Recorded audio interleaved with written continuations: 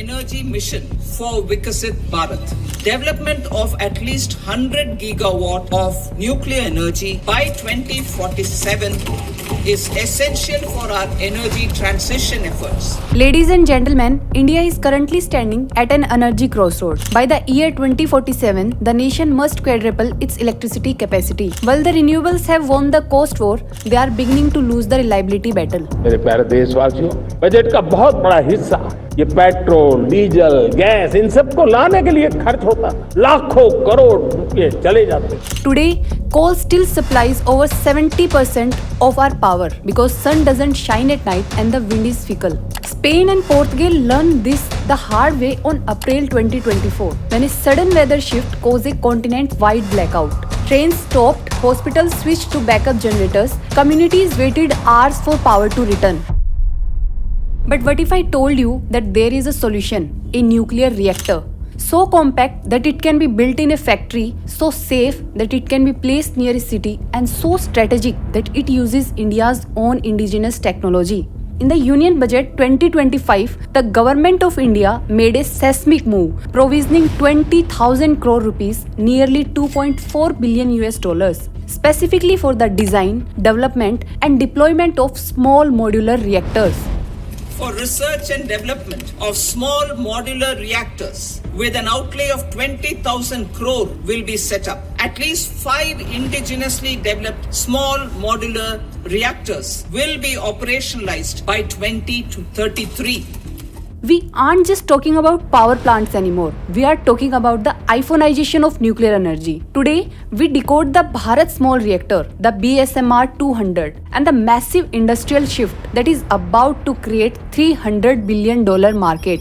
Nuclear energy में 10 नए nuclear reactor तेजी से काम कर रहे हैं। 2047 तक हम परमाणु ऊर्जा क्षमता 10 गुना से भी अधिक बढ़ाने का संकल्प लेकर के आगे बढ़ रहे हैं। To understand the opportunity, we must first clear the terminologies. According to the latest Department of Atomic Energy disclosure, India is pursuing dual-track strategy. First, there is Bharat Small Reactor.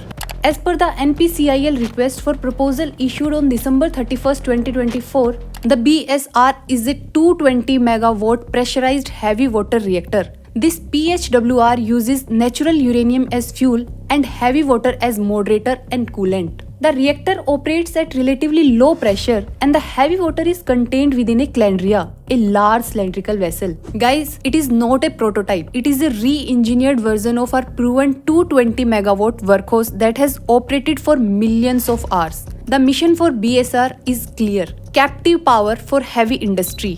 Second, we have the Bharat Small Modular Reactor. This is a dedicated 200 megawatt modular design being developed to operate in isolated mode, meaning it can power a site without even being connected to the national grid. Alongside this, the government is developing a specialized 55 megawatt SMR targeted at remote locations. Guys, this is not a pressurized hard water reactor like BSR. Instead, it is a pressurized water reactor which uses slightly enriched uranium, which is typically 3 to 5% uranium-235, and light water as both moderator and coolant. These PWRs operate at higher pressure and temperature, making them more thermally efficient. Think of it this way: the BSR is like upgrading a reliable battle-tested diesel truck to make it lighter and more modular, while BSMR is like developing an entirely new electric vehicle with advanced safety features. They both serve the same goal: clean, reliable baseload power, but they represent different stages of India's nuclear evolution. The strategy here is tested versus untested. By using the PHWR 220 as the foundation for the BSR, India is bypassing the first of a kind technology risk that have bankrupted Western SMR startups. We aren't reinventing the wheel, we are putting the wheel on an assembly line. The most significant alpha for investor lies in the shift towards private sector participation. Historically, nuclear was a government monopoly, but the December 2024 NPCIL RFP has changed the game. NPCIL is now inviting Indian industries to offer their own sites, either greenfield or brownfield, for the deployment of BSRs. The purpose is to consume the electricity for their own industrial use. This is a massive play for conglomerates in steel, aluminium and chemicals.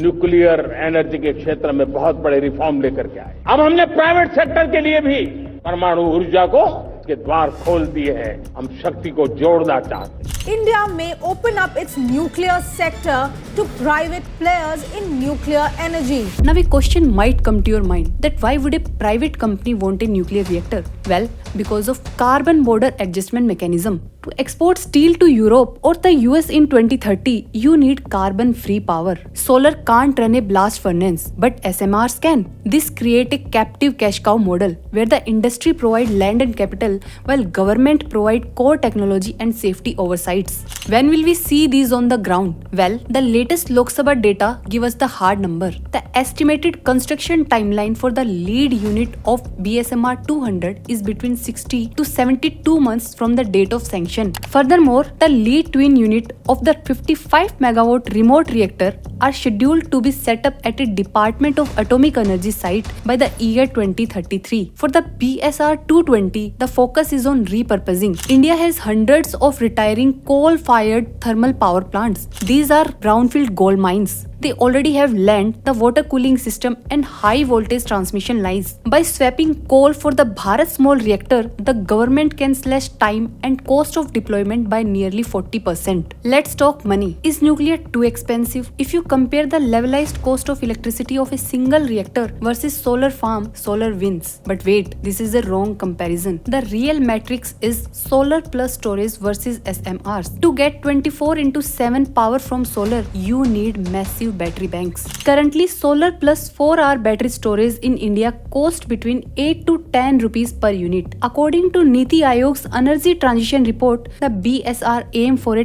target of 5 to 6 rupees per unit. More importantly, SMRs offer series production. In traditional nuclear, every plant is a unique construction project. In SMRs, every unit is a manufactured product. By shifting 90% of the construction off-site into factories like L&T's Hazira facility, we move down the learning curve. The 10th reactor will be 30% cheaper than the first. For the strategic investor, the fuel cycle is the ultimate moat.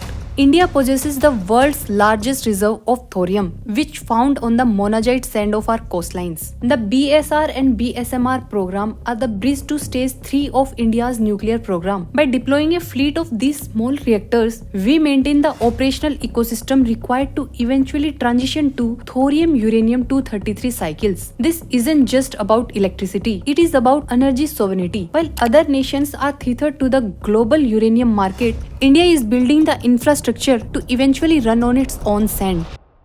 No investment is without risk. For SMRs, the biggest bottleneck is regulatory harmonization. The Atomic Energy Regulatory Board must update its licensing framework to allow for factory-based licensing instead of site-based licensing. There is also split liability issue. In a public-private partnership, who is responsible if something goes wrong? The private owner or the NPCIL operator? Until the Atomic Energy Act is refined to clarify these liability boundaries, institutional capital will remain cautious. However, the strategic necessity is undeniable. The 20,000 crore allocation in the 2025 budget is just the tip of the spear. We are looking at an addressable domestic market of 15 lakh crore rupees by 2047. The Bharat small reactor is not a speculative tech bet. It is an infrastructure scaling play. It is the realization that green transition cannot happen with intermittent power alone. For an investor, the opportunity lies in the supply chain. That is the precision engineering firm, the specialized steel manufacturer and the EPC contractor who will build the balance of plant.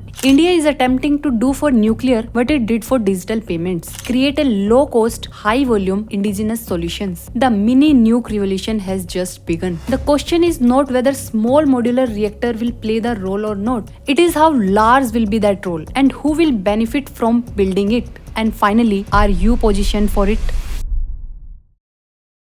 Guys, this is from my side. If you found this video valuable, hit the like button. Don't forget to subscribe and leave your valuable comments. Thank you.